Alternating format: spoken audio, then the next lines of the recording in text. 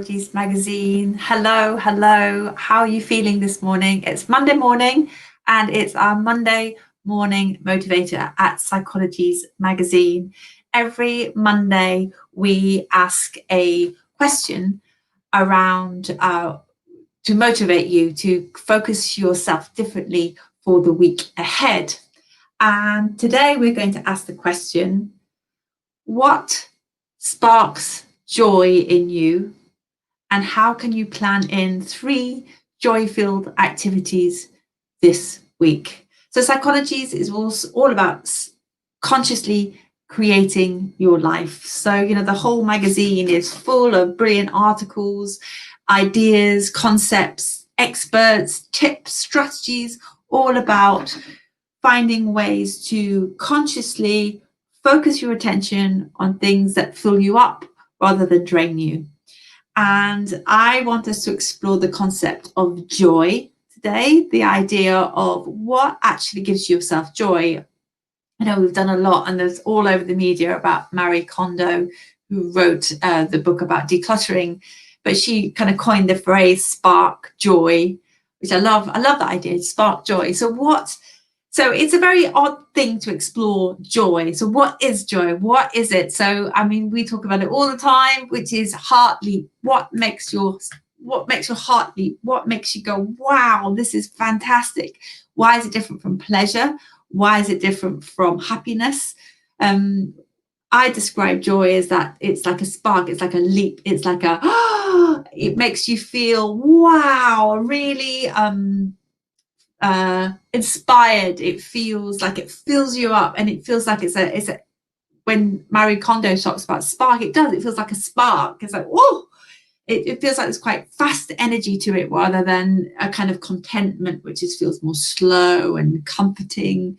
So for you, think about the last time you had a spark of joy in your life, and what was it? So often we kind of go, I can't think of a time when I had a feeling of joy. So just kind of go back over the last year. I know it's been a really difficult year. But one of the things that made you feel, woo, fantastic, and it could be, I had a paddleboarding experience recently, and that just made me feel, it was really, really wobbly, and getting straight and learning how to do that was brilliant. Just every morning I'm getting up quite early to walk my dog, and I'm seeing the sunrise. And for me, just seeing that over the trees, especially when it's frosty, there's just a feeling of absolute joy and connection with nature. That's another thing for me. What is it for you? What is that made you feel? When you put your attention on it, what is the thing that makes you feel, that lights you up? And how can you plan more of those activities in this week?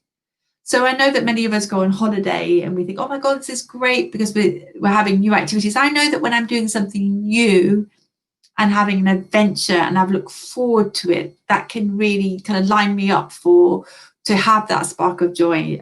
For me, novelty, it works. Not always. Nature works for me. So when I'm seeing a sunset or a sunrise, or when I start kind of listening to the birds or tuning into nature, that can, listening to the dawn chorus, watching the heron come down onto my canal boat, which I live on part-time, those things really spark joy. So there may be some themes for you. I'm not saying my way is your way, but what is it for you? And then how can you plan those in? So for me, my daily walk with the dog very early in the morning, whereas before I used to go sort of 8 o'clock, now I'm sort of going 6:30, 7, and which allows me, it's in the dark, and then you go, and then I come across this field and the sun's starting to rise. It's amazing.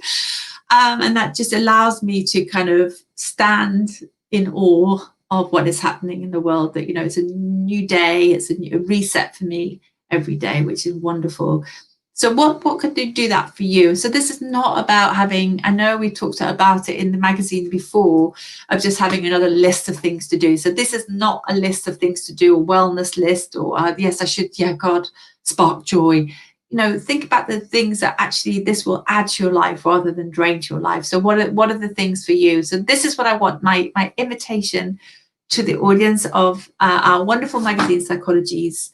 is to really consciously think about the things that have sparked joy in the past, see if there are any themes, be it nature for me or novelty for me. What is it for you?